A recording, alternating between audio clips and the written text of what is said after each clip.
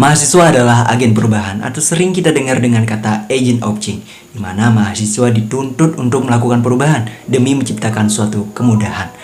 Nah, oleh karena itu, mahasiswa harus kreatif dan inovatif. Nah, untuk menyalurkan kreativitas kalian, di sini kalian bisa membuat PKM atau program kreativitas mahasiswa. Nah, di dalam video kali ini, aku bakalan memberikan kalian cara untuk membuat PKM. Oke Adi, selamat datang lagi di channel Adi Sumaryawan. Bagi kalian yang baru pertama kali kesini, channel ini membahas tentang keuangan, perkuliahan, dan anak kos. Jadi aku bakalan bantu cara mengatur keuangan kalian, bagaimana kehidupan kampus, dan yang terakhir, tips dan trik menjadi anak kos. Jujur aku belum pro banget dalam membuat PKM. Ya contohnya aja ya, PKM aku belum pernah didanai dan PKM aku juga belum bisa masuk PIMNAS gitu loh. Jadi aku nggak pro banget.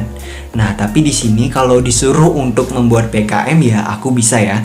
Dan kemarin juga aku dapet juara 3 PKMM di tingkat universitas aku ya di bulan Januari kemarin, dan itu menurut aku ya merupakan pencapaian terbesar bagi aku. Itu bagi aku ya, bagi kalian juga beda-beda pasti.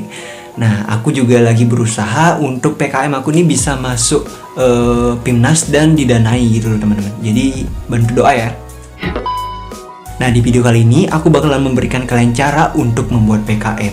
Tapi sebelumnya ada 4 hal yang bakalan aku bahas di sini. Jadi yang pertama itu apa sih itu PKM? Kemudian yang kedua, kenapa kita harus membuat PKM? Kemudian yang ketiga, jenis-jenis PKM itu apa saja? Kemudian yang keempat, yaitu step by step dalam membuat PKM.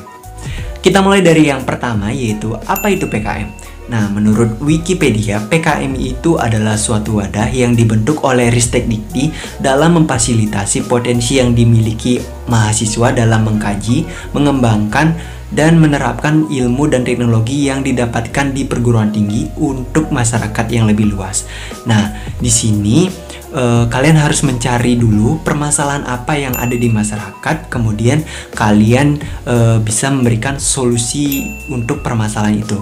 Jadi jika kalian sudah menemukan permasalahan, kalian memberikan solusi, baru kalian bisa membuat yang namanya PKM. Nah, PKM ini juga bisa didanai loh teman-teman. Jadi jika kalian memiliki program yang bagus, program kalian ini bisa didanai oleh Ristek Dikti. Jadi kalian bakalan diberikan uang untuk menerapkan dan menjalankan program yang kalian buat ini. Jadi contohnya saja, jika kalian membuat PKMK atau kewirausahaan, kalian bisa bakalan dapat modal untuk menjalankan usaha kalian itu. Gimana? Keren kan? Tapi ada yang lebih keren lagi loh teman-teman, yaitu kalian bisa mengikuti yang namanya PIMNAS atau Pekan Ilmiah Mahasiswa Nasional.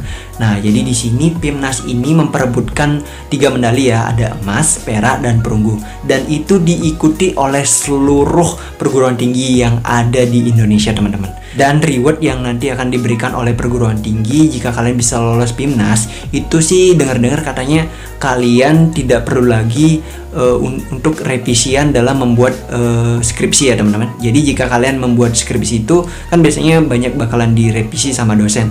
Tapi jika kalian bisa lolos PIMNAS, itu kalian nggak perlu lagi yang namanya revisi. Tapi kalian tinggal buat, habis itu kumpul, selesai.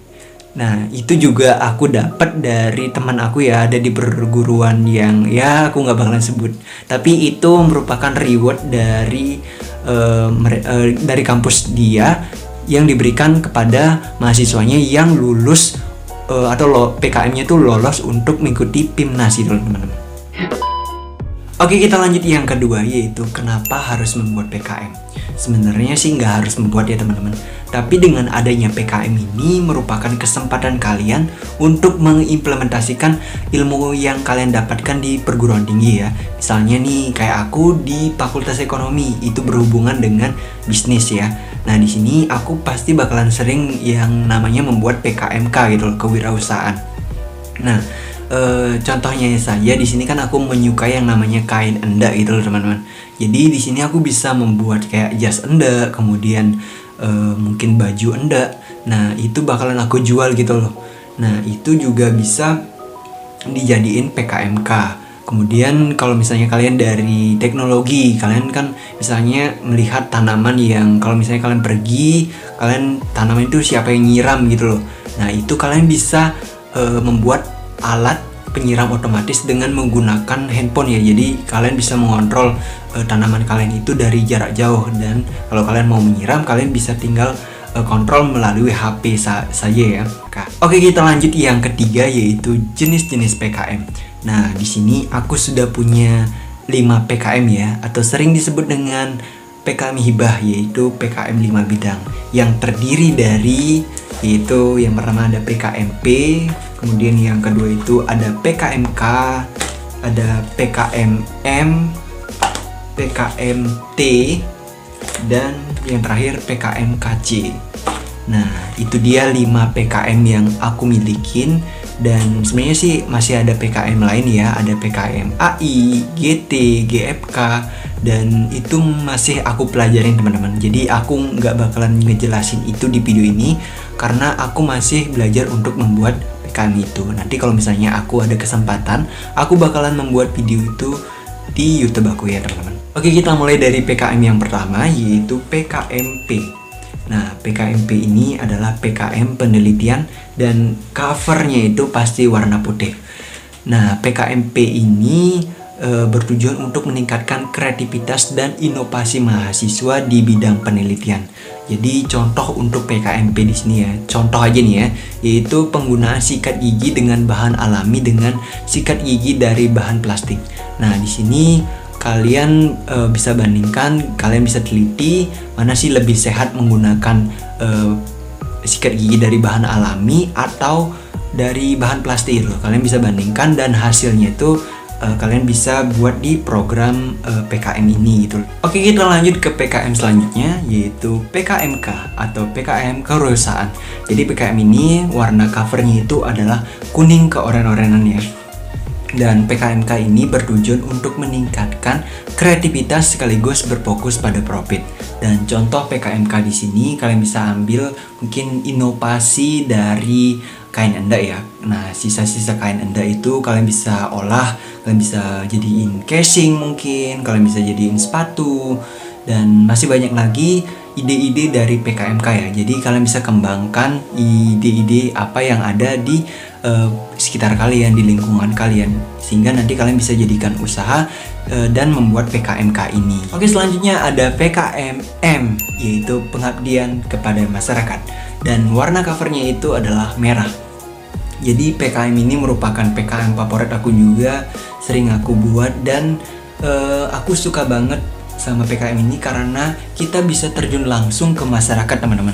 Jadi aku bisa memberikan ilmu yang aku dapatkan di perguruan tinggi, aku bisa berikan ke masyarakat. Dan tujuan dari PKM ini juga kan untuk meningkatkan SDM, kesejahteraan masyarakat, sekaligus menyelesaikan permasalahan yang ada di masyarakat. Jadi contoh dari PKMM ini yaitu ini adalah PKM contoh aku, yaitu pelatihan pembuatan aneka prasarana penjor bagi ibu PKK di Desa Kubu. Nah, itu merupakan contoh dari PKM yang aku buat ya. Jadi kalian bisa jadikan referensi itu untuk membuat PKMM.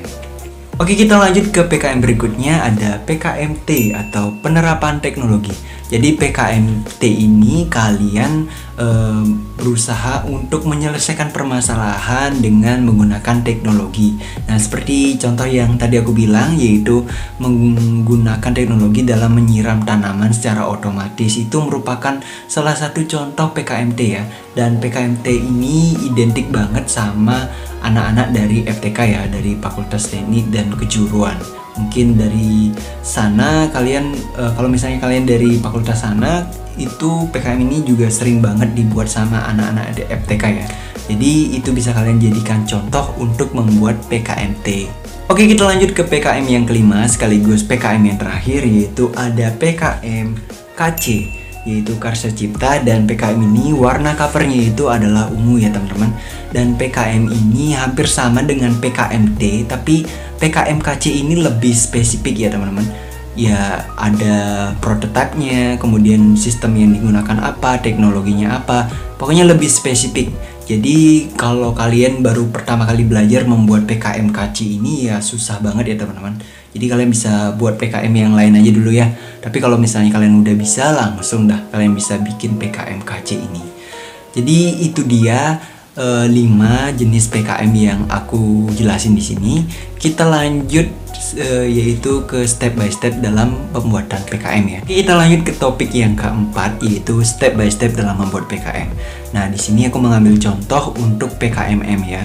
Nah, setelah kalian menentukan permasalahannya apa, kemudian solusi yang kalian tawarkan seperti apa, nah baru kalian bakalan menentukan judulnya seperti apa. Nah, itu sekreativitas kalian aja ya. Dan untuk isi PKM itu terdiri dari 4 bab ya.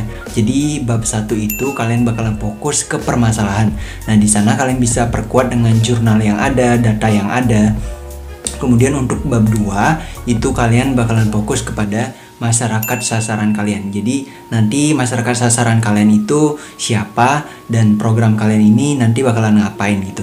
Dan untuk bab 3 yaitu metode pelaksanaan. Nah, nanti itu kalian bakalan fokus nanti pelaksanaan yang kalian gunakan itu seperti apa.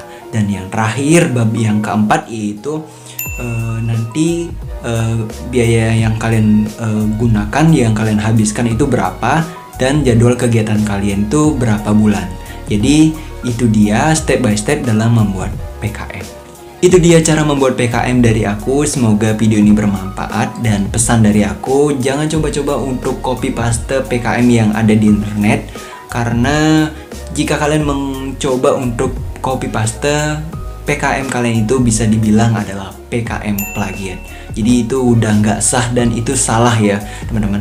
Jadi mulailah untuk berkarya gitu loh, supaya nanti banyak PKM yang bisa didanai, bisa lolos PIMNAS juga.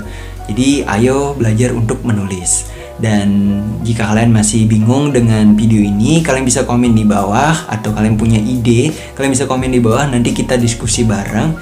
Dan demikian dulu video kali ini, semoga bermanfaat, dan jangan lupa untuk klik like, komen, dan subscribe di bawah. Dan sampai jumpa di video berikutnya. See you.